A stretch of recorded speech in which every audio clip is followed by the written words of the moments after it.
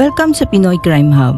Sa video na ito ay isasalaysay ko sa inyo ang kaso ni Melissa Coy Domingo at ng kanyang ina na si Elizabeth Coy Domingo.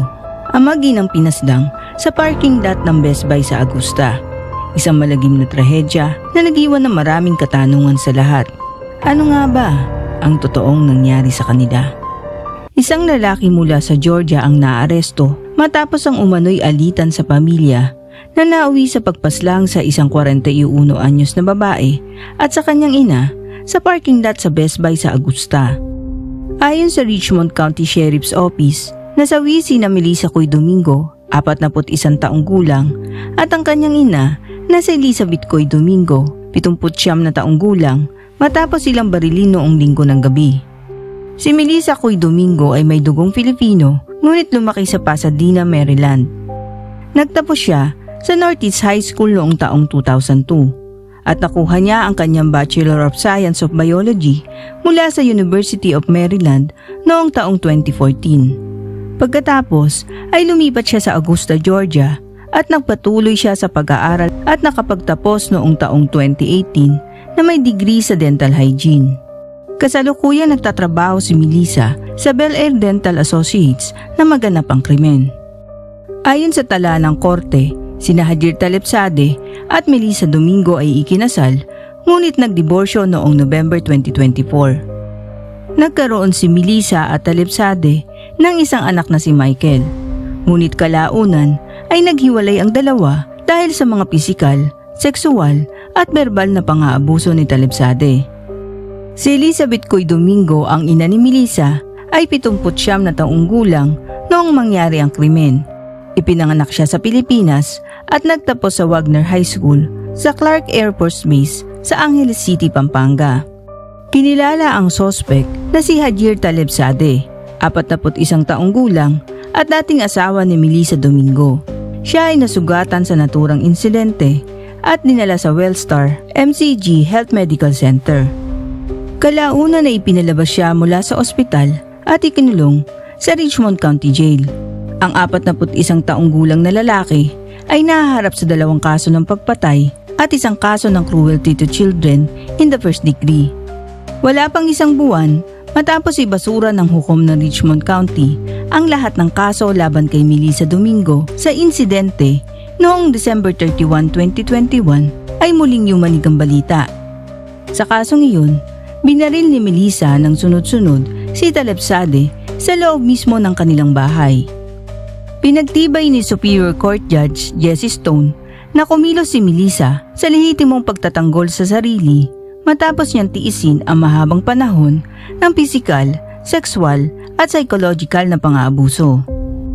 Tinanggap ng korte ang testimonya ng mga eksperto na may Battered Person Syndrome, PTSD, Panic Disorder at Stockholm Syndrome si Melissa. Maging ang mga kapatid ni Melissa ang nagpatotoo sa mapagkontrol at marahas na ugali ni Talepsade at nagsabing takot sila para sa buhay ni Melissa noong gabing binaril niya ito. Ayon sa mga investigador, puno ng kargadong baril ang loob ng bahay at may ebidensyang may hawak na baril si Talepsade sa huling sagupaan nila. Kahit grabe ang tama niya, ay nakaligtas pa rin si Talepsade sa insidente noong December 31, 2021. Sa huli, malinaw na sinabi ng hukom na lehitimo at protektado ng batas ng Georgia ang paggamit ni Melissa ng dahas bilang pagtatanggol sa sarili. Kasama sa ilalim ng doktrinang tinatawag na transfer justification ang nagpoprotekta sa isang tao laban sa kaso kung may iba mang hindi sinasadyang madamay habang nagtatanggol sa sarili. Ayon sa mga otoridad, noong September 7, 2025, naganap ang pamamaril habang nagkakaroon ng custody exchange sila Melissa at Talepsade. Idineklarang patay ang mag-inang Domingo bandang 6:47 ng gabi. Ayon sa arrest warrants laban kay Talepsade, kapwa sila tinamaan ng bala sa itaas na bahagi ng katawan.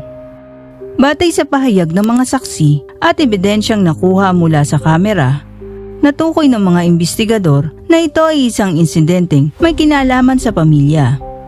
Ayon kay Louis Blanchard, ang Chief Deputy ng Richmond County Sheriff's Office, sa ngayon wala namang banta sa publiko. Ayon sa mga pulis, agad silang rumisponde ilang minuto matapos ang unang tawag. Ngunit nadatnan nilang sugatan na ng bala ang mag-inang Domingo. Isang batang lalaki, ang 6 na taong gulang na anak ni Melissa Domingo at Hajir Talipsade ay nasa lugar ng insidente, ngunit hindi ito nasaktan. Nanatili sa tabi ng bata ang mga bumbero mula sa Augusta Fire Department at mga polis hanggang sa dumating ang mga tauhan ng child welfare. Ayon sa pahayag ni Sheriff Eugene Brantley, lubos nilang ipinapaabot ang pakikiramay sa batang nakasaksi sa trahedyang ito. Ayon pa sa kanya, walang bata ang dapat makaranas ng ganitong uri ng trauma. Bilang isang komunidad, kailangan nating magkaisa upang suportahan siya at ang iba pang naapektuhan. Dagdag pa ni Brantley, hindi kailanman solusyon ang karahasan sa ating mga problema. Nag-iiwan lamang ito ng dalamhati, sakit at wasak na pamilya. Ang kaso ni Melissa Domingo ay nagsilbing paalala sa atin na sa likod ng mga headlines at balita ay may tunay na taong dumaranas ng matinding takot, pang-abuso at pagdurusa. Hindi natin itinatanggi ang bigat na nangyari, ngunit ipinakita rin ng korte kung gaano kahalaga ang masusing pagsusuri sa mga sitwasyon ng karahasan sa tahanan. Naway magsilbi itong aral sa lipunan na mas maging bukas ang ating kaisipan, mas handang umunawa at mas mabilis kumilos upang maprotektahan ang mga biktima ng pang-aabuso bago pa humantong sa trahedya. Maraming salamat sa panonood ng kaso ng mag-inang Melissa at Elizabeth Domingo. Kung nagustuhan nyo ang video na ito, huwag kalimutang i-like, mag-subscribe at i-click ang notification bell. Hanggang sa muli, ingat po tayong lahat.